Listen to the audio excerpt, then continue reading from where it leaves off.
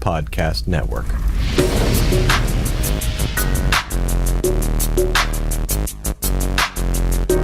Scored a touchdown earlier on a direct snap. Now it's Michelle's turn, running all the way. Gets to the edge. Sonny Michel will send the Dogs home to the championship game. 53.5-yard drive near hash. Kick right. Snap. Hold. Kick is away. It's reaching. And it is good. Good. Good. Hot Pod does it. All right, Hot Pod. Fox with an up and out. Wide open. Touchdown. Israel Troupe.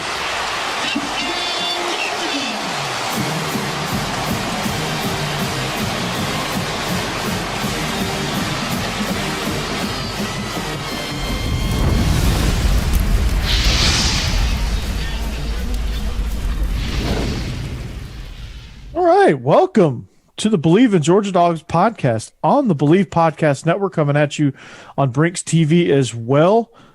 We are the national champions for the first time in 41 years. Joining me is a man who's also a national champion on Twitter.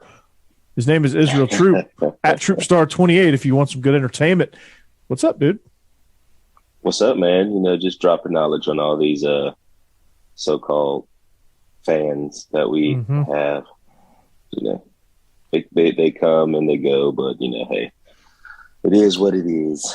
And we'll talk about why here in a little bit. But first, I mean, it's the first time you and I have got a chance to talk about it, at least on this platform. We've talked about it prior to this, but the week got away from us last week. We had matching headaches apparently. I had a nice little migraine. All the lack of sleep from the excitement of being able to strut around in my Georgia stuff at school all week, especially the Bama fans who gave me hell for a month. That felt good. Man, it was bad. All of my students were against me.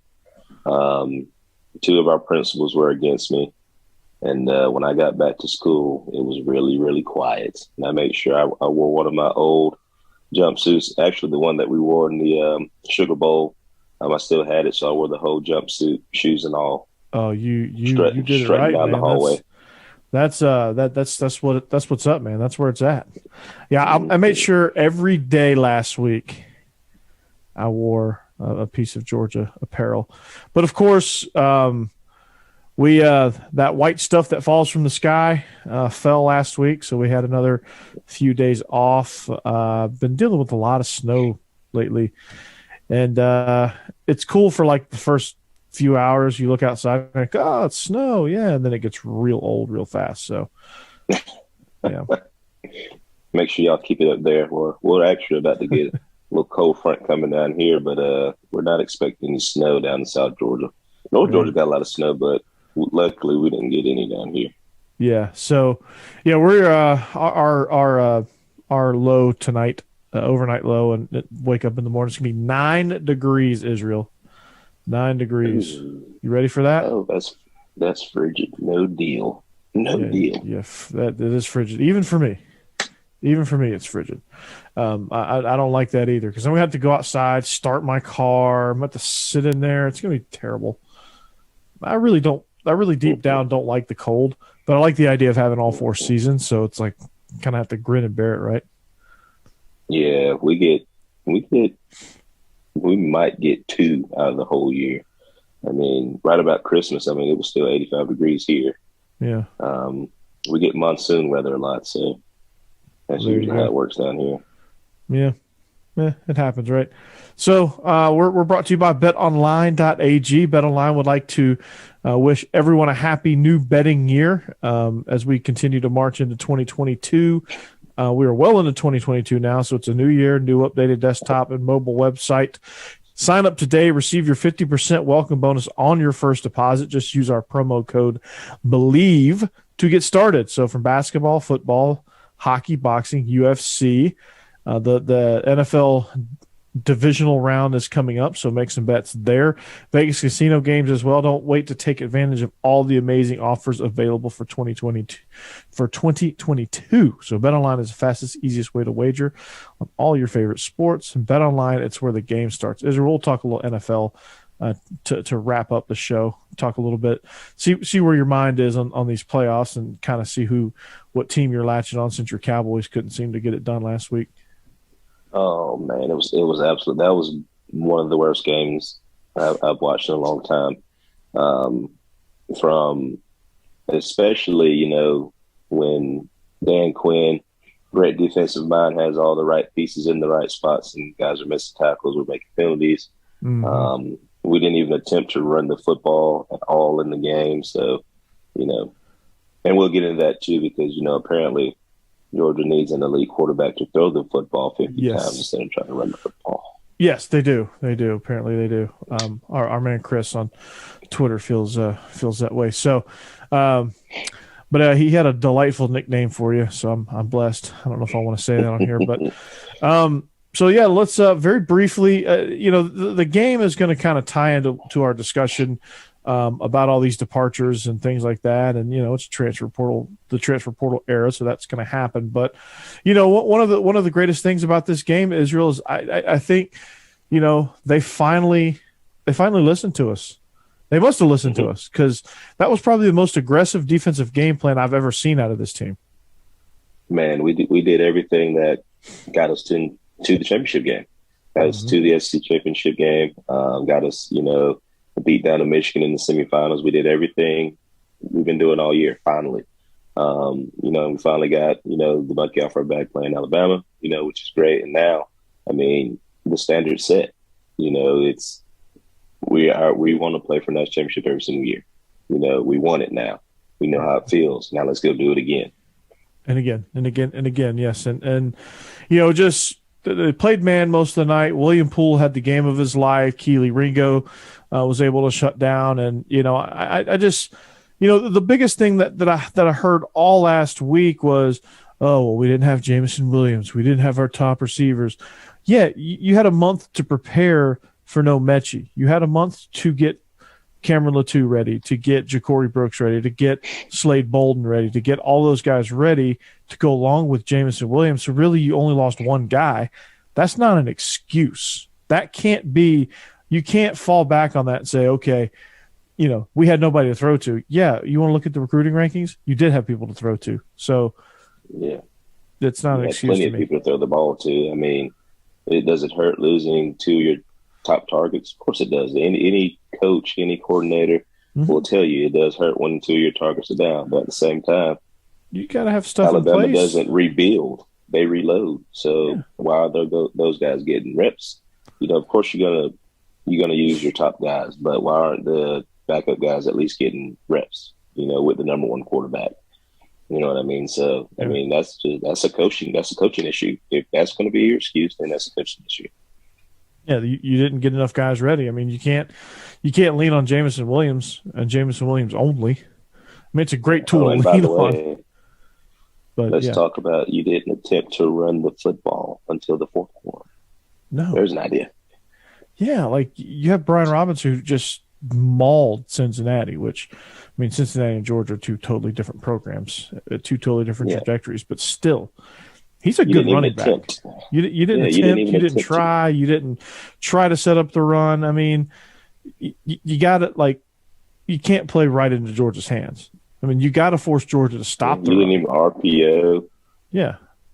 You didn't use your RPOs. You didn't use them as a decoy. You did everything wrong, and you lost the football game. Just own it. It happens. And they allowed us to pin our ears back and come after you. So that's, again, that's a Bill O'Brien thing. That's that is a scared game plan. I know what a scared game plan looks like because we had one a month ago. Devontae Smith tweets, run the ball.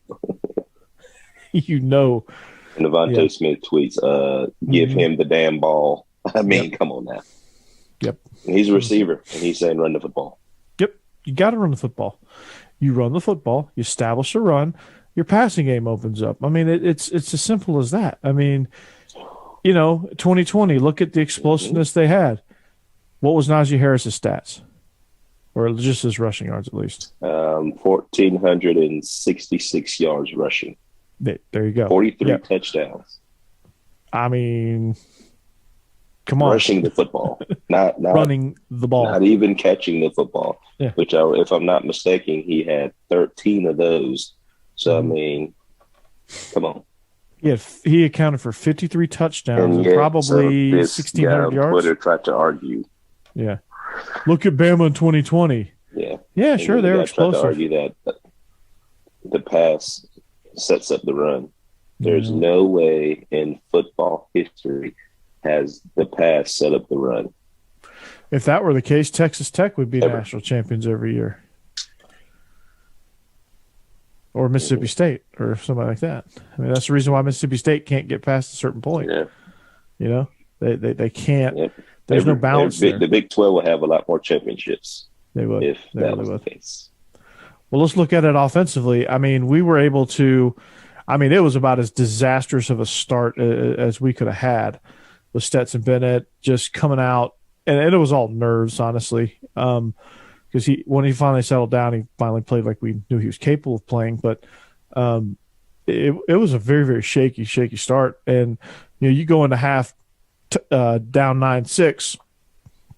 After that start offensively, you're probably elated, right? Yes. I mean, it's. I don't think the game or the moment got too big for him. I think it was just Alabama had a plan. We had a plan, and I mean, when two great plans meet each other, it's just the point of who's going to make the first mistake. Mm-hmm. Just going back, and I've watched this game twice already. Just kind of seeing what we did. Alabama just had a good game plan against us today, and they really did. You can't say Stetson lost. He didn't make any dumb decisions. There are a couple of times he could have ran a little bit, instead of taking the sack. But, I mean, at the same time, he didn't turn the ball over. Yeah. So, I mean, he played within himself, and, I mean, it paid off. We flipped the field, had great special teams play with punting the football.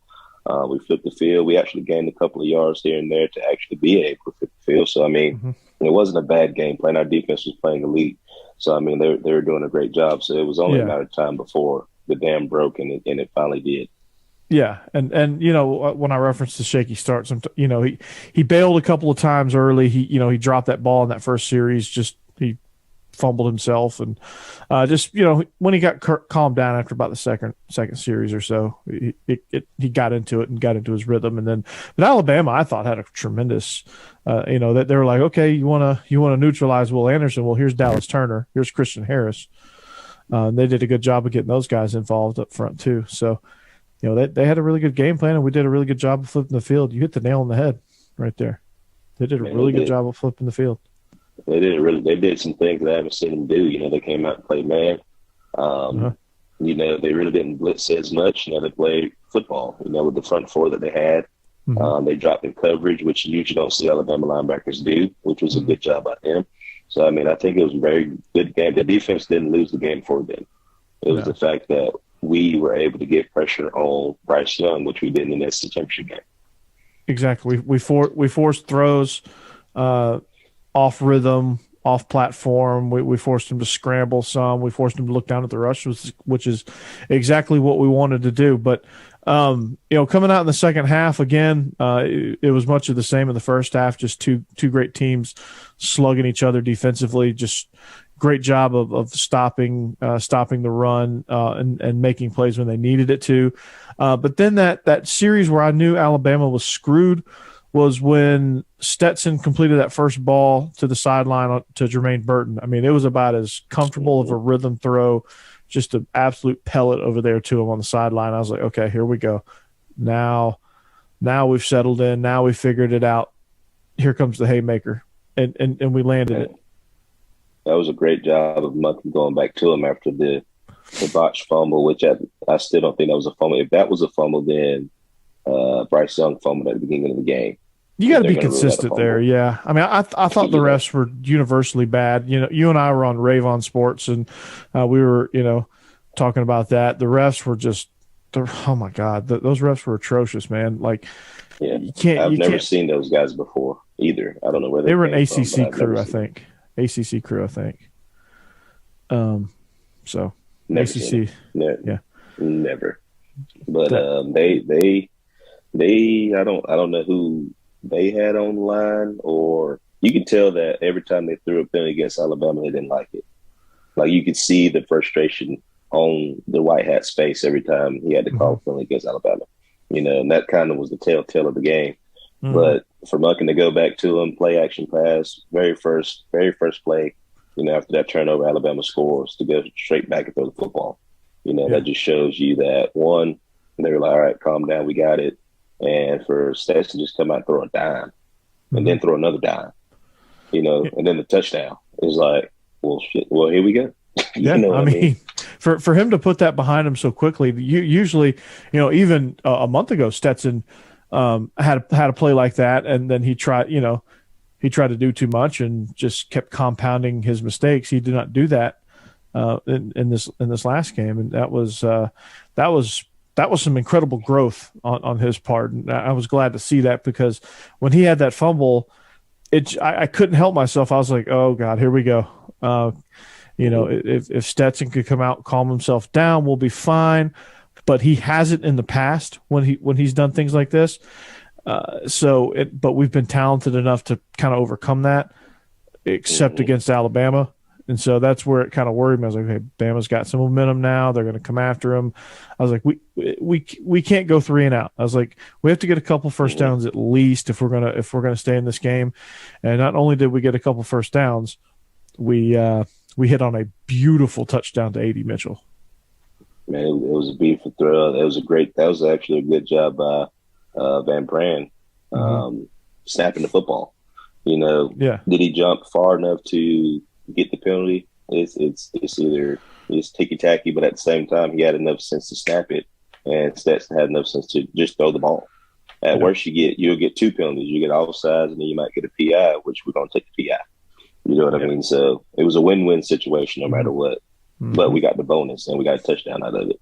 Yep, we got a touchdown, and we were able to decline the penalty, and here we go. And that was the point when A.D. Mitchell caught that. I was like, we're not losing this game. We're just not. Yeah. And it was only a 2-point game at that point, but I was like, we're not losing this game. And the 2-point play, on the other hand, was a little.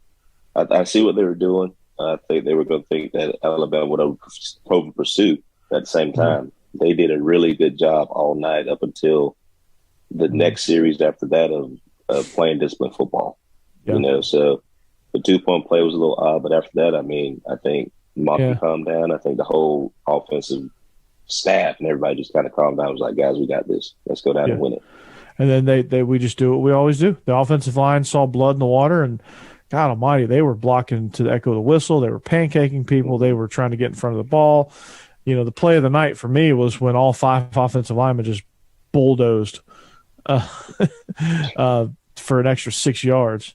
And he has Justin Schaefer diving. He goes Supermaning over the pile. That was phenomenal. That's when I knew we were fired up. We were gonna punch one in the end zone. After a terrible spot on third down. No, it was second down. The second down spot. Where we clearly got the first down. The pylon cam, every camera angle showed that we crossed the line to gain, and they spotted us 3rd and 1. That was probably the most undisciplined play that I saw from Alabama, where their ends and everybody crashed on James Cook because that's where the ball was going to go. Great call by Monken for the RPO, and Stetson I think Stetson knew the situation. He had the wherewithal. Like he knew pre-snap, I'm going to pull this and throw it to Brock because they're gonna collapse on James. They're going to collapse on James Cook, and they did. Dallas Turner and those guys came blitzing off the back edge like they were going to hero this thing and run it down from the backside. We pull it, dump it over, touchdown, game sealer. Exactly. Here we go. That is a great underscreen by them. Lead play is what we call it because we run it as well. If the defender is about 2 inches taller, he bats that ball down. But totally. Stetson did a really good job of seeing it pre-snap read and knowing that, hey, I got to get this ball out fast. Brock did a good job of not panicking because I think he was like, oh, crap, I'm wide open. And let's not forget the most important key to this whole entire play was the outside perimeter blocking by the receiver. Yeah, the delivery and the perimeter blocking. If he doesn't make that block, I mean, we get stopped. It's first down, yeah, but we don't get the touchdown on that particular play because there was absolutely nobody there. Yeah. Toa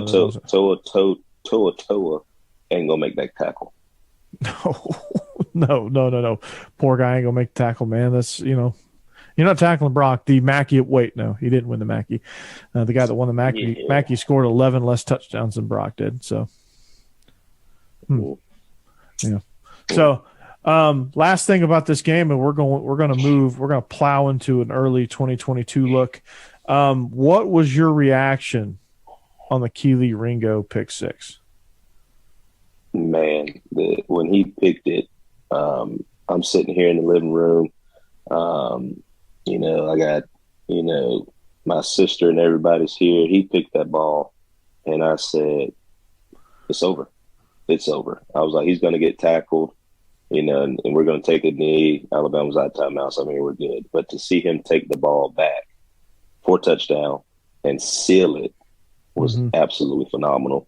You see Kirby, I don't know if people saw this or not, but you see Kirby as soon as he picked it say, get down, Keely, get down, get down, get down. And Keely said, nope, this is my moment, coach. I got him taking it to the apartments. And he went to the crib. There was no doubt. Out of there. When he started running, he didn't get down. There was no doubt he was going to score. There was no way he wasn't. And he Jackson with the phenomenal block for the touchdown. No matter what you say, he got blowed up. Yeah, but he got in the way. Just so Ringo giving him score. Just sacrificing himself, taking the landmine. I call those the landmine because you just get obliterated. Just taking the landmine there, taking the grenade, and man, that was awesome. Yeah, I was just to give you a little context. Like I sat down for like the first series, and then as soon as I got up, I stood about a foot from the TV. I was just standing. I was pacing back and forth. I stood about a foot from the TV. I was on the chat, the Ravon chat, and I was pacing back and forth. I burnt 700 calories watching this game. Yeah, I stood the whole first half. Yeah, and then my wife was like, "You need to eat," and I was like, "Fine." So I ate like a cheeseburger or something at halftime. But after that, I stood the whole entire time like glued to the television. Yep, I think Kirby and I had the same vertical when Keely made that pick. And I was saying, I was waving him like I was a third base coach, like he could see me. I was like going nuts, man.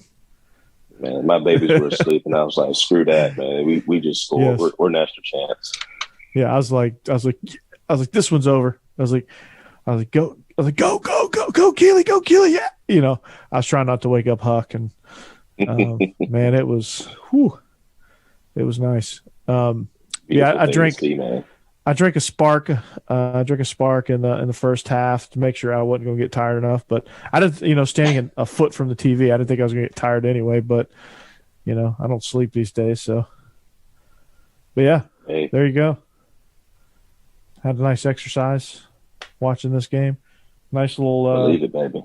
Believe it. So, I'm gonna give some good championship gear. I'm getting it ordered here soon. I'm gonna get that shirt that has the Atlanta Braves and the Georgia logo in the state of Georgia. I'm gonna get that one, and I'm gonna get two. I like that one. I'm gonna get two shirts because I'm a Braves fan too. So, but love it. But yeah, let's move the needle now. 2022 is upon us. Like any other season in the last four, probably. From here on out, we got departures. This is going to give us the first glimpse at really what this roster is going to look like. I think half the team's going to the NFL, which is awesome. I love that because, well, what program wouldn't want to send a whole bunch of people to the NFL, right? And I think every single one of these guys will go and contribute. I mean, I saw Charlie Warner on the field last weekend for the 49ers. I saw him on the field quite a bit. So, I mean, who's to say these guys can't do it? So you got Jamari Sawyer, James Cook, De'Aaron Kendrick, Jake Camarda, Channing Tindall and Quay Walker will all play in the Senior Bowl as well, so that'll be awesome. These are guys that had a year of eligibility, but they chose, obviously they had that COVID year, but they chose just to go ahead and head on to the NFL. Then you have Zamir White, no surprise. Don't blame him one bit. He's going to kill it. Lewis Seen, Nakobe Dean, George Pickens, Trayvon Walker, and John Fitzpatrick, all juniors that are declaring early. The only one that really kind of surprised me was Fitzpatrick. I didn't know if he was an NFL guy or not, but I guess he's gonna shoot a shot at this point. Man, he's gonna go to like the Ravens or the 49ers, teams that actually use a tight end. He's probably gonna kill it. You know, get a little bit more development as far as, you know, route running and stuff. Yeah. You know, because he was more featured as a blocking tight end this year.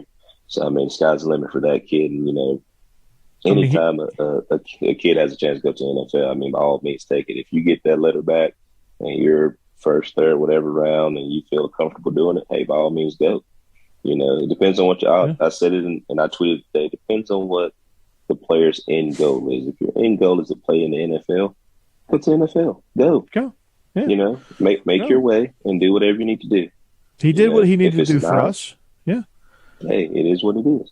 Yeah. I mean, if you want to come back, raise your stock, come on back. If you feel like you've maxed out and done all you can do with your NFL draft stock, then by all means, take your shot, man, because I think he'll be a good piece in an offense that has an established pass catcher at tight end, like the Chiefs with Kelsey, the Ravens with Mark Andrews, the Niners with Kittle. I mean, Fitzpatrick's not going to be that guy, and that's okay.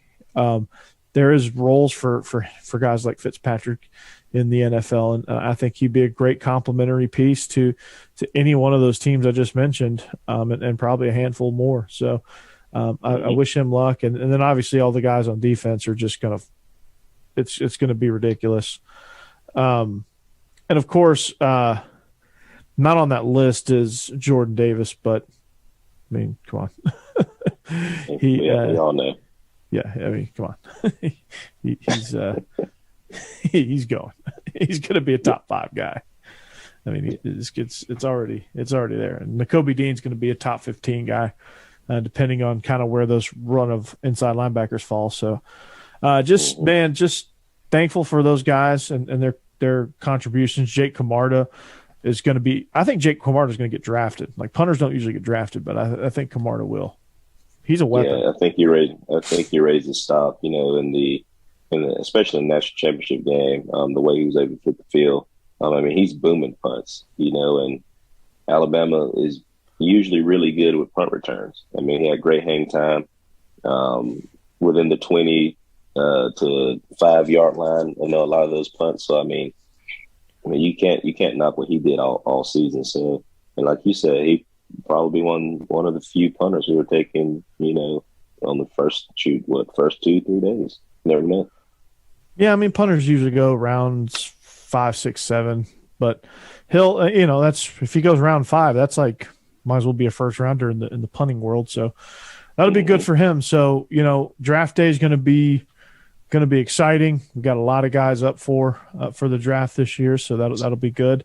That'll be a good recruiting tool as well. So just like that national championship parade was, that was crazy too. Man, that was awesome to see all those people out there. You know, and it's good for recruiting. You know, it's good. Well, this is what happens when you come to Georgia. You win a national championship. You're going to get a parade. People are going to love you. Sometimes people are going to hate you too, which I know we're getting at here in a second. But I mean, you know, to see that many people come out, that many people excited, you know, it's 41 years of not winning a national championship, always being close, always being second best to Alabama, and you beat them. I mean, you get heartbreaks. Phenomenal feat. Absolutely, man. You get heartbreak starting with Todd Blackledge in Penn State in 81 and 82 with Dan Marino. You know, then you hit some lean years in the late 80s where you're good, but you're not great. Then you hit the Ray Goff era, which you had a lot of talent, but it just was awful. You know, you'd finish 6-6 just about every year. Then you had Jim Donnan, who recruited like crazy, but could never get over the major hump of, he'd be a perennial 8-4 guy. And then Mark Richt came in, blew the lid off of it, got this program trending in the direction to finally land 21 years later, to finally land in the national championship as champions. Started, honestly, that next step. I mean, every generation of Georgia players kind of contributed. Okay, we're getting there. We're close. We're getting there. We're getting the talent. We're getting the talent. We're getting the talent. We're getting ourselves in position, and then something bad will happen. We're getting ourselves in position. We're going through it now. Mark Richt comes. We win a few SEC championships. Okay, so we've gotten over that hump now. Okay, so now let's work on getting in the BCS. Well, we got in the BCS. We got in those big time bowls a few times. We got that kind of past that hump, and then we had a few lean years, and then Mark Richt gets burnt out. Here comes Kirby. We get 2 national championship appearances in 6 years. So just a great legacy there. So it's awesome. It is, and to think that people are upset. I can't believe that. It's crazy. First of all, Amir Speed, Jalen Johnson, Justin Robinson, Jalen Kimber, Latavius Brini, Lavassier Carroll, Tyler Malachias, Chase Haroff, JT Daniels, and Jermaine Burton all have entered the transfer portal. Brini has landed at Arkansas, Jalen Kimber at Florida. That one stings. Justin Robinson to Mississippi State, Jalen Johnson to East Carolina, and Amir Speed reuniting with Mel Tucker at Michigan State. So we wish those guys well. Once a dog, always a dog. I have no ill will towards that. They made a decision. Thankfully, they made a decision in January and not in July. So I'm happy about that. Yeah. And thankful for all of those guys contributed at some point to us even being in the national championship game. So, to those guys, I wish you all the best. Exactly. But let's also take a look at this. Let's look at the defensive side before we get to the offensive side. All right. Those guys, all of them played a lot. If you really think about it, whether special teams, whether in the backup role, they played some significant minutes in football games. Mm-hmm. They just weren't the guy. No, they weren't. The transfer portal is for people who weren't the guy, the university they were at to begin with. And some people need a fresh start. Exactly. It happens. It happens. You know what I mean? So I'm not going to be mad at a kid for leaving. Why? Yeah. What's his end goal? Like I said, what is the end goal? Their end goal is to play football and to hopefully make it into the NFL. So they went to a school to where that happens. Mm-hmm. At Georgia, we're about production. Are you a good practice player? Can the coach trust you? Mm-hmm. And if you go and watch film of those guys, they weren't very trustworthy at times, just from watching. Yeah. Me I was a 4-star recruit, but I didn't like to go to class. So I wasn't very trustworthy. You know what I mean? So trust me, I've been there. Yeah, I've been there, so I'm not upset. You know what I mean? So I'm not ashamed of that either. It got me to where I am today. I learned from my mistakes, and I keep it pushing. But I never thought about transferring. You know what I mean? If it wasn't an option back then either. And if it was readily available, would you have? Would you have thought about it? If the portal was like it is now? But at the same time, it was my fault. So, it wasn't like, oh, coach don't like me. No, because you ain't going to class. So, it's predominantly your fault. You know what I mean? So, for those guys, they felt like they want a new start. By all means, go get your new start. Same thing with Burton. Same thing with JT Daniels. Those guys want a fresh start wherever they go. Mm-hmm. Great. They chose to do that. That's the great part of America. You get to choose what you want to do. And more power to them. So, and lastly, on the departures, coaches, Cortez Hankton off to LSU, be closer to his family, taking a lateral move there. And then Dan Lanning begins his stint as the head coach at the University of Oregon. so that he's leading the Ducks program, hopefully into a more physical brand of football. Maybe he can bring that physicality over to the Pac-12, which is much, much needed. But best of luck to those two guys as well. Dan Lanning, especially, absolutely killed it here. And I appreciate everything that he has done for this program. Go do your thing at Oregon, man. Yes, for sure. Coach Hankton, who did a great job with our receiving corps, pass game coordinator. You know, most people want to why is he going lateral move? Well, he's from Louisiana. That's where his family is. You know what I mean? So people say it's a lateral move, but it's a family. You know, his wife, all of them. You know, why not go home? Why not be able to go home? Yeah, I mean, there's all kind of factors involved. I mean, obviously, professionally, on paper, it's a lateral move because he goes from wide receiver coach to wide receiver coach. But again, there's other things at play here, and family obviously comes first, and I don't fault him for that. And likely, Jermaine Burton will probably go with him over to LSU. Most definitely, and you know, when people saying Stetson coming back, which is the driving force in two offensive guys leaving. Well, here's my take on that. JT, if he was the Bear quarterback, would have started when he came off the injury list, point blank and period. Jermaine Burton was hurt and or had lingering injuries throughout the whole season. Whether or not he played all the games or not, if a guy's not 100% or he can't do the things that, you know, you're accustomed to him doing, you're not going to put him in the game. But when he was in the game, he was very impactful, very impactful. You know, Terrence Edwards was tweeting about it today. You know, Terrence trained him. He knows him personally. So, I mean, Terrence isn't upset. He understands it. Former player, one of the greatest wide receivers to come out of Georgia. If he can understand it, then why can't a fan understand that?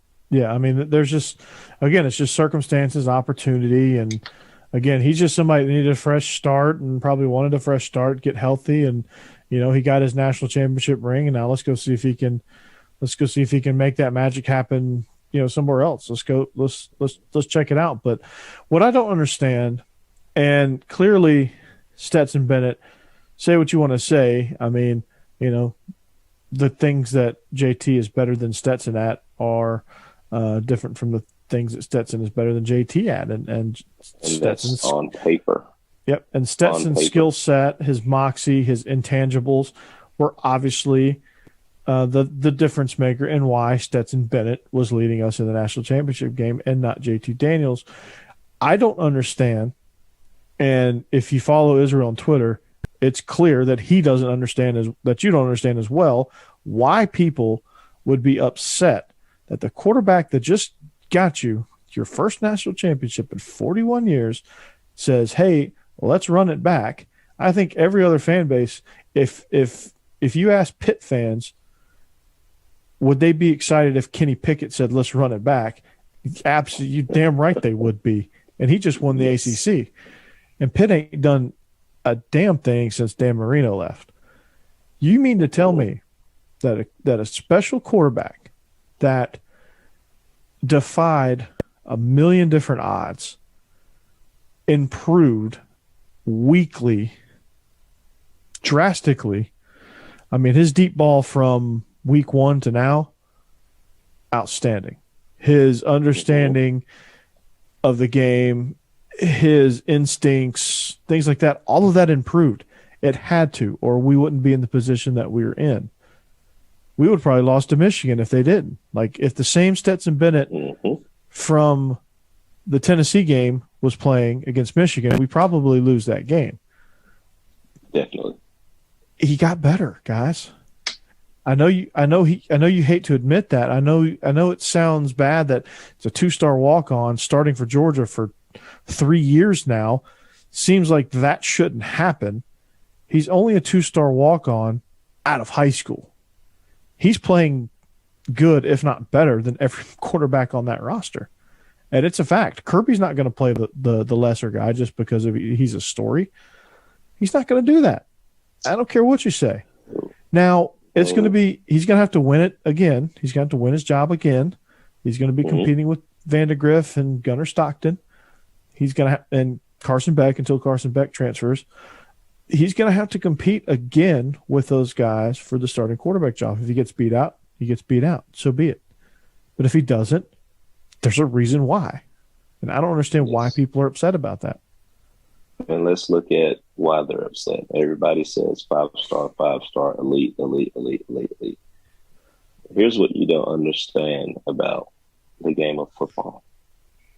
If you go out and put up 55 points a game, which is great, by the way, but your defense is giving up 52 points a game, that's not very good.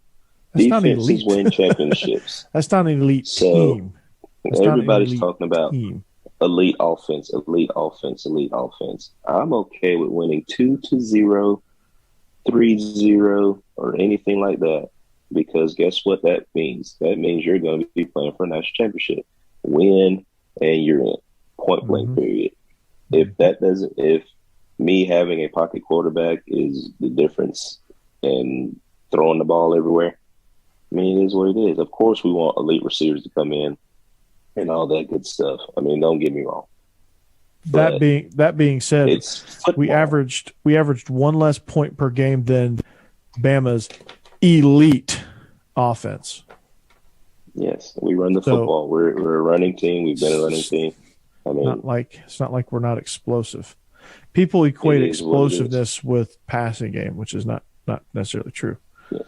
We got Terrence Edwards, Reggie Brown, Hines Ward, AJ Green, Tavares King, Marlon Brown. I mean, all these guys played receiver at Georgia and played in the NFL. So, I mean, the arguments, and you saw on Twitter. The arguments. I was shutting everything down. I was like, we don't like the guy that I was going with, Chris or whatever. He was talking about air raid. Talking about we don't want a form of the air raid. I said Alabama's offense is a form of the air raid. Mesh, screens, inside zone, outside zone. That's all air raid is. Of the air raid. All air raid is a horizontal intermediate passing attack where you're going to take a few shots vertically, but really the majority of it is you're attacking the intermediate zones horizontally and making teams defend the entire width of the field. Bama's just a better running team than your standard air raid teams. So it's the only difference. That's the only difference, man. They're a better running team than Mississippi State or Oklahoma or those teams. You know, you can't. You know, why was Georgia so effective in the passing game? Why were we able to hit? Why were we able to have that one drive where we hit A.D. Mitchell on the touchdown?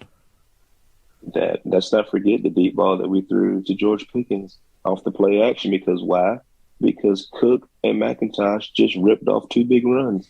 Play action, throw it over the top. Never in the history of football has the pass set up the run. Never has that ever happened. Never. I didn't have enough nevers memorized, but I mean, look at all Georgia's big pass plays. How many count on your hands? How many of them are straight drop back? Even when JT was in the game, how many of them were straight drop back? I don't remember one. Every time we go straight drop back, I was at the South Carolina game, and I don't remember us just dropping back and throwing the football. When we did, it was quick. Yes, which is a part of the air raid system. And when we tried against Bama, we got sacked. It's all off the run game. Common sense. It's all off the run game, guys. You don't know that? It's all off the run game. People hammer Todd Monken. Oh, we're not creative enough. Really? Go back and watch it. Go back and watch it. You want to see unimaginative? We weren't creative against Clemson at all. No, we weren't. That was conservative. That was hey, our defense is kicking ass. Let's just hang on to the ball. But then again, which Clemson has a 5-star quarterback as well, and they struggled because they couldn't throw the football, nor did they have a run game. They had zero run game, and DJ Ungula, it's hard to throw the ball from your back. Yes. It's hard to throw the ball when you're laying on the ground when you get sacked 9 times. So if you don't have a somewhat elusive quarterback, then it doesn't work. Look at Caleb Williams. Yes, they throw the ball a lot, but he also runs the ball a lot as well. Mm-hmm. Look at Stetson. He was able to use his legs to get out of countless situations to where he was about to get destroyed, but he was able to run out of it. And you know what's scary? Gunnar Stockton and Brock Vandegrift are 5-star versions of Stetson. And they run 4.4s. They run 4.4s, and they're a little bit bigger and stronger with more live arm. Yeah. And there's this thing called the transfer portal as well, which a lot of receivers are in, looking for a new home. There's this thing called recruiting. Kirby has a big helicopter, which he was in Albany yesterday recruiting. So can you get a picture with him? Disappointed he you. didn't come to my school. I'm kind of jealous about that. We're going to have to talk about that. But he went over to Lee, didn't he? Yeah, he went to Doherty too, which was, kind of slap in the face, but kind of sad about that. We're going to have to talk about that. Yeah. Come on, Kirby. Got to be better than that. They were he wasn't thinking clearly after being in New Orleans with Arch. Understandable. Yeah. So I don't get it. Stetson's coming back. Appreciate it. I mean, love the kid for what he does. Don't hate him because of his limitations. Does he have limitations? Yes. Yes, he does. Does Brock Vandegrift have limitations? Yes, he does. Does Bryce Young have limitations? Obviously, he does. We showed it. We showed the world. Does every quarterback in America have limitations? Yes. Even some guy named Tom Brady. He has limitations and let's too. not forget, we have a really good recruiting class coming in of running backs, of offensive linemen. So, I mean, nobody's decommitted, last that I heard. So the culture's great. So there's no culture. There's no culture issue. Everything is fine. It's like I said in a tweet yesterday, it's the transfer portal era. There's going to be a lot more player movement than ever before. It's going to happen. More trophies, more problems. Buckle up. Alabama lost 14 guys to the portal. It happens. They're going to be just fine.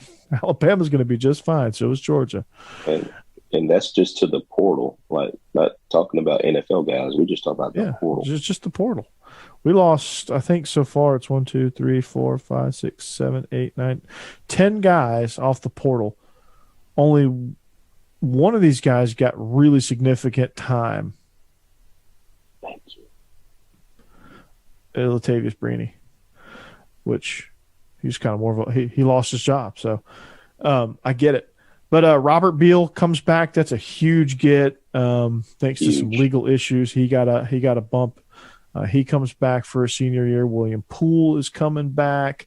Nolan Smith, which I think is a great thing that he's coming back because he could put on a little bit more weight and he could hone his craft just a little bit more. I think he's on the verge of being a first rounder. He made the right decision. Tyke Smith coming back after a disastrous year of injury. So I'm happy to see what he can do at corner finally. And then Chris Smith coming back. I love it. I don't know what his NFL stock was, but he's a leader of that secondary. I absolutely love that he's coming back. Would I have blamed him if he left? Lost the team. If Kirby has lost the team or the culture is bad, those guys wouldn't be coming back regardless. Not a soul, any factor. Like you would see William Poole trying to depart for the NFL or grad transfer somewhere. Like William Poole ain't doing either. William Poole's best bet is to stay here. He had a tremendous game, by the way. But he did really good game. But yeah, I mean, I'm excited. 2022 is going to be outstanding. It's going to be Kendall Milton, Kenny McIntosh, Diwan Edwards season now. Branson Robinson, I think, is going to get some run as well. He's going to be an X factor. But I think ultimately it's going to be Kendall Milton, who's going to be finally healthy. I think he's been battling a lot of injuries. That's why you didn't see him as much for a better part of the season. He was dealing with injury and he just couldn't quite get right which is good that he's coming back and he'll be healthy. Kenny And McIntosh. his dad completely shut down Twitter about him transferring to. I love that. Once again, that shows you that there's nothing going on at Georgia. No, the sky's not His falling. dad, they love Georgia. He's coming back. He's battled back. So, I mean, come on, guys, chill. The sky is not falling. It's not falling. Or I'll tweet you and shut every ounce of your complaining down. Actually, just do that because I need some entertainment. Tomorrow's gonna be a crappy day at school because it's Friday and we were off today because of ice. So, but yeah, so I think looking at the running back room, it's going to be back and better than ever, and that's really hard to say when you lose two first, second round guys in Zamir White and James Cook. I don't know exactly where they'll get drafted, but it'll be pretty high. So that's a pretty impressive thing to be able to say that your running back room's going to improve despite losing those guys. Your wide receiver room is going to be interesting. But you know, you have Arian Smith there. You have Jack Saint, Rosemary Jack Saint, who's going to be a little bit healthier. You have A.D. Mitchell. You have Lad McConkey. I mean, you've got some talent still left. I mean, it's not like Pickens and Burton left and you're left with absolutely nothing, and the cupboard's bare. I mean, you got some recruits coming in. You'll probably get a portal guy or two, and you'll be just fine. Offensive line is going to be strong as ever. I mean, the defensive line back off an injury. You do. So you get Tate back, so that's going to be good. Literally and figuratively. You know, the only positions of concern obviously are still defensive back, which I think it's a lot of it because these guys are unproven. Mm-hmm. Which, I mean, these guys last year were relatively unproven, so I mean, it doesn't make much of a difference. So you got Keely Ringo coming back, so that's good. Then you have the defensive line, which, you know, you lose what you lose. Trayvon Walker, Devontae Wyatt, and Jordan Davis. I mean, it's obvious you're going to, you know, it's going to be tough to replace, but I mean, we got guys that can do it. They just got to do it. I mean, that's just, you know, on the defensive side of the ball, offensively, I mean, you get a lot of guys back with, you know, a lot of playing time. They just got to get reps. The great thing about our defense, even though you lose the Kobe Deans and all those guys of the world, we rotated guys. So everybody who's playing defense got some time last year. You know, we're thrown in the fire early, and they rotated in games. You know, they don't have a lot of stats or a lot of minutes, but at the same time, they play a lot of great snaps. So, I mean, the game won't be too big for them. No. That's the great thing about the defensive side of the ball. Exactly. So we'll kind of see how it all shakes out. We've got plenty of time to discuss 2022. So, but that's the earliest look at it. Before we leave you for this week, Israel, what's going on with basketball, man? I mean, obviously the girls are killing it, but Tom Crean is not the guy, is he? Like, help me out here. Like, am I just being irrational here, or something's not right? It just didn't seem like watching us last night. We didn't play very inspired basketball. It was sloppy. It was just we just wanted to make it out of Auburn so we could get back and watch Cobra Kai or something. I don't know. Like I don't know what's going on. At this point, I want to go and ask our women's basketball coach if she can coach both, because it's not good. No. You know, I'm not really a basketball guy, but I watch Georgia play when they're playing, and I was about to get in my truck and drive to the game and coach them myself. It is so hard to watch. I could not watch it. I tried on several occasions this season. I tried. I can't do it. Like it's even worse than it. I just can't do it. Like I could barely stomach it under Mark Fox, and now it's getting worse. Like, I don't understand, because I just watched Milton play a team out of New Jersey, and Milton's and Alpharetta, as you know, phenomenal basketball players. But we're not getting all the phenomenal basketball players in Atlanta. And they're playing overseas. They're playing AAU ball. I mean, they're playing against LeBron James' son. I mean, they're playing some great basketball. But we're not getting any of those guys, and that's a problem. We're getting them in football. Auburn is starting to get them. Kentucky's getting them. Yeah, we're definitely getting them. We're preseason top 16 in baseball. You know, so all 16. The other sports are keeping Georgia talent in Georgia except basketball, and that's a problem. Yeah, and even tennis and golf. Yeah. Nobody's leaving for golf. They're coming to the show, man. They're coming to Athens. Why? I mean, you can't go down the road and recruit those guys. Like, we need somebody that can beat out Bruce Pearl and Calipari, and the run at Duke is over. Like, they're no longer dominant. Like, this is the time to start getting these guys. Man, I'm to the point I'm about to start, handing out Big Macs and stuff now because this is getting ridiculous. I'm kidding, by the way, but still, this is a problem. McDonald's bags, yes, it'd be legal now though. But it's I don't understand it. I don't. When you have your entire team transfer out, yes, that's a problem. Now that is a problem. That's a problem. Your starters are leaving. You had all 5 bolt. Yeah, all 5. And you played against one of them last night. Mm-hmm. You let one get up to Kentucky. You don't have the facilities. It's not like you don't have the facilities. You don't have a supportive AD who is graciously granted you another year. Every year can't be a rebuilding year. You have a rabid fan base that clearly will travel to the depths of the earth to watch you play and cheer you on. I mean, Kirby made a reference to getting part ownership of the state of Indiana with how we took it over the 2 times we've been in Indiana. Exactly. So, I mean, I'm never a proponent for firing anybody because, me being a coach, last thing I want is to be fired. But when you're not getting the job done, it's just not working. You just at some point, like, you got to move on. Like, Tom Crean will be fine. He's good, but he's not a fit for Georgia.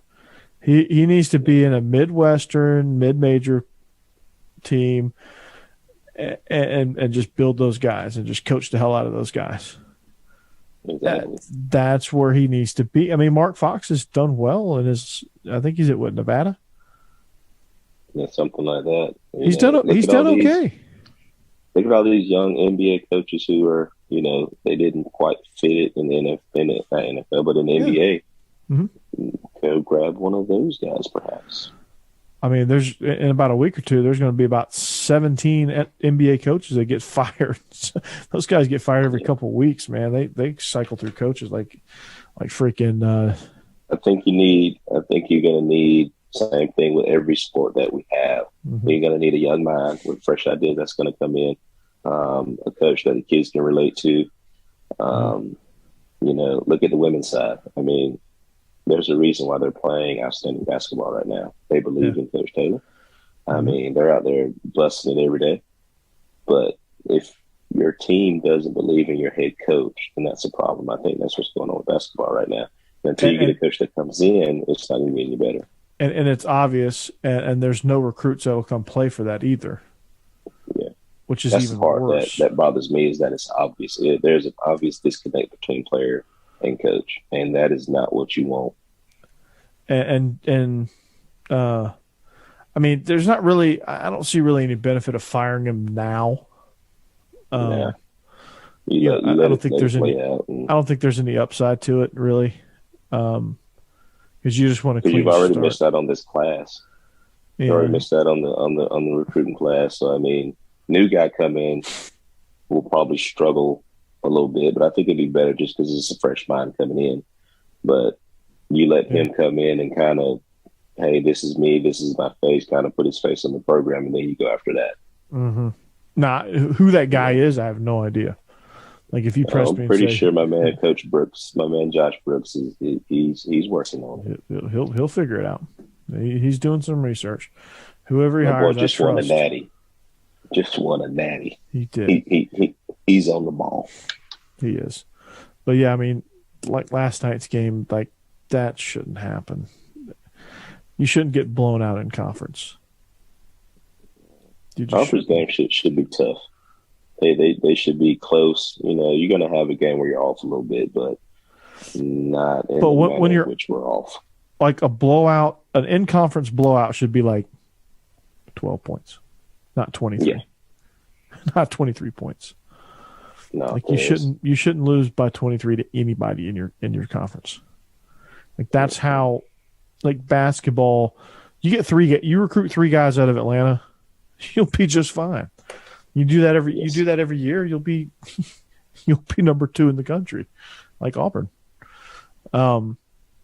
Bruce Pearl's figured it out. But one of the things I do like about college basketball now is you don't have to awkwardly watch grown men sweat through suits anymore. The suit game has gone by the wayside now in college basketball. So we don't have to see Bruce Pearl soaking through an orange blazer now. Man, I like that, and I know I'm a football coach, but I'm not into the collar shirt, button down deal, polo deal anymore. I wear t-shirts kind of like what I got on now when I coach. So I love the way the game has evolved, out of that. I'm all about professional, like as you get off the bus, when you're in game, be comfortable. Yeah. I mean, you're going to war at that point. Yeah. Just be you, be comfortable. I'm a pullover guy. I love rocking the pullovers. I'll rock the short sleeve pullover in games, quarter zip pullovers in games. If you haven't bought a New Era brand one, not that. So if New Era wants to sponsor us, by all means, your freaking pullovers are awesome. So just keep that in mind. But yeah, I mean, I'm here for that. I mean, now it's time for baseball coaches to not have to wear a uniform. Like that's kind of silly. Yeah, I think that the whole uniform is. I remember having to do that when I coached baseball, and it was kind of uncomfortable. Yeah, but my coach let me wear a pullover at least. Like we didn't have to wear full uniforms, but we could wear. I had to wear baseball pants, which I mean it's not the end of the world, but getting to wear a pullover just kind of made it a little bit better, I guess. Yeah, I'm all for the professionally casual look. Mm-hmm. Exactly. Just don't wear shorts on the sideline. I've learned that. Don't be that guy. So, but yeah, basketball, just got to figure out somebody who's gonna take over.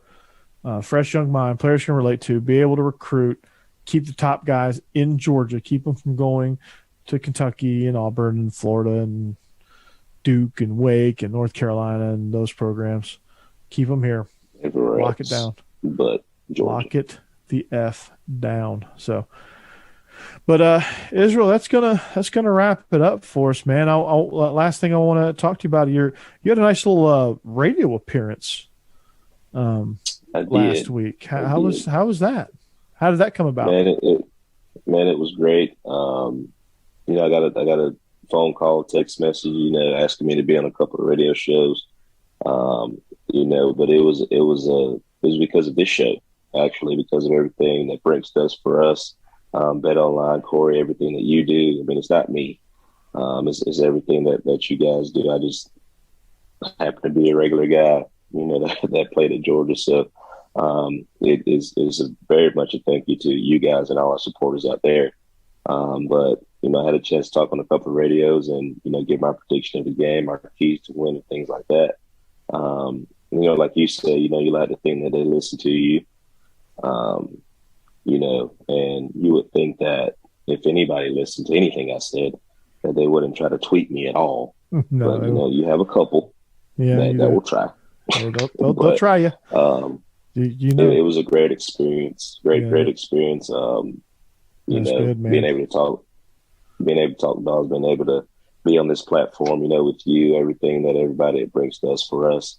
It's not just me. And I will say that to the cows come home, guys. This is me. This is everything Corey does, everything that Brinks does. Because they're the brains behind the operation. Without them, there is no me.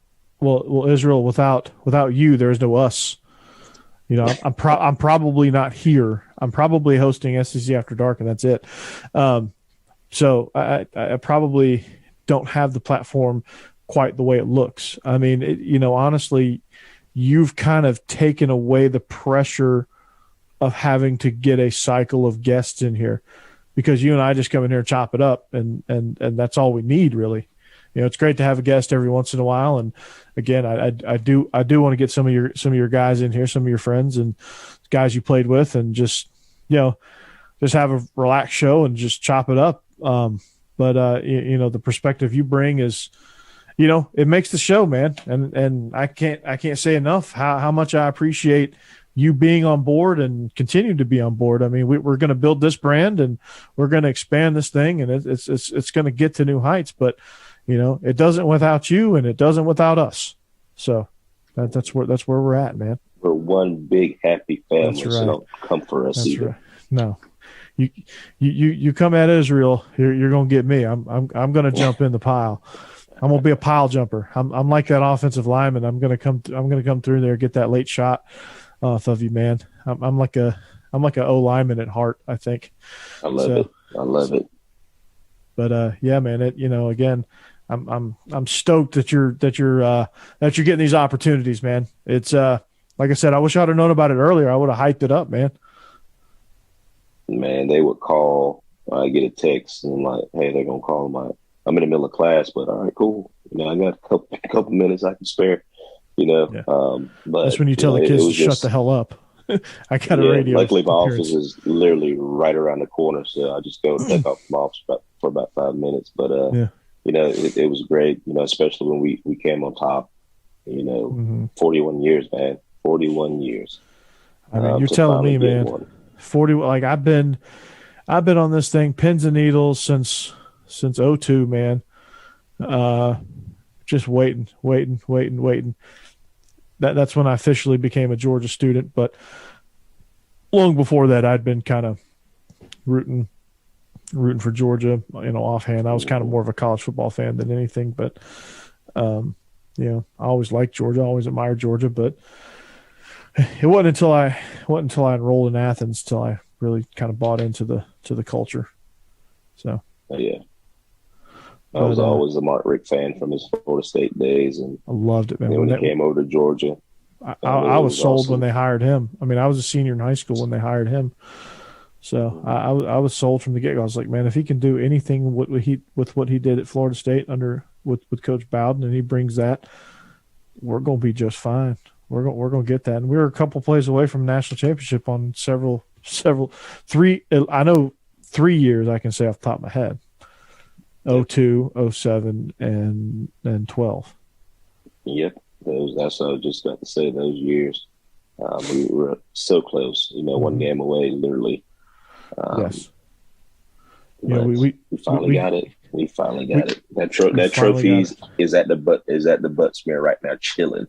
It's just chilling next to the 1980 trophy. So no more 1980 jokes. No more 1980 jokes. So like I said, we are everywhere, man. We're echoing across a bunch of different platforms. So subscribe, comment, things like that. We're gonna come at you, man. We're gonna give you real perspective. This is, again, former player. We're both coaches. We both worked. Well, I worked inside the program. You played, and we now coach and at the high school level. So, man, that's the perspective we got. If you don't like it, just keep it moving. If you're interested in it, hey, subscribe, comment. Hey, come on. You see us right here on Brinks. We're going to do our thing, man. As you see, I've added stuff. I've added props to my background, so that's good. I know. I got to get me a room. Like I said, I'm in my son's room now. Just got to put you a couple posters on. Might as well just decorate that wall you're sitting at right now and just make that your set. Well, he's still one, so we're kind of in the baby stage of life. But we're going to redo this whole room. He loves. You tell him go dogs, he goes sick him, Rufu, and he'll do it. Right now. I love that. So I think we're going to make him a football room. There you go. When he turns 2. So I'll have a little studio, kind of like you. Bring some of my stuff that I have in storage. I'm kind of hang it up in his room. There you go. Put your jersey up on the wall. Yeah. Do all that stuff. Did you acquire any jerseys? I have all of mine for my years playing. So I have all but one, which they still use kind of as a prop for when recruits come. But I have all of them, but the Music City Bowl, whichever one's in Memphis, I don't have that one. Which one do they use as a prop? That's a pretty big deal. The one from when we played at Memphis. Which one is that one? Music Liberty City Bowl. Liberty Bowl. I don't have that one. Right. Okay. And they still have it in Athens, which I got to call Mishat and get that one. Yeah. Because it'll complete the set. There you go. Do you have any of your teammates? Did you and any of your teammates ever trade? No, because it was frowned upon back then. Yeah. Yeah, we couldn't do that. NCAA rule. So probably could now. But then they started keeping them until you graduated. Because of the whole AJ deal. So yeah. Like Tavares and them were still playing and things like that. Lump and TB, they were already gone, so we didn't get a chance to do it that way. Right. Okay. Well, I heard TB got a head coaching interview. That's what I heard. That's what I was just rewatching the Rams game just a minute ago. With the Dolphins, right? Mm-hmm. Yeah, that'd be cool. I don't know if he'll get it, but I think it's time. It's time for him. Give old TB a job. But anyway, that's going to do it for us, man. I know it's probably getting late for you. It got late real early for me, so we are subscribed to us. Find us, Believe in Georgia Dogs on all social media platforms. Subscribe, comment, do it all, man. Check us out. We are the Believe in Georgia Dogs podcast. We are presented by BetOnline.ag. We come at you on Believe wherever you find your podcast and right here on Brinks TV. So check us out, man. For Israel Troupe, I'm Corey Burton. And as always, go Dogs, and we are the champions. Go Dogs. This is the Believe in Georgia Dogs podcast.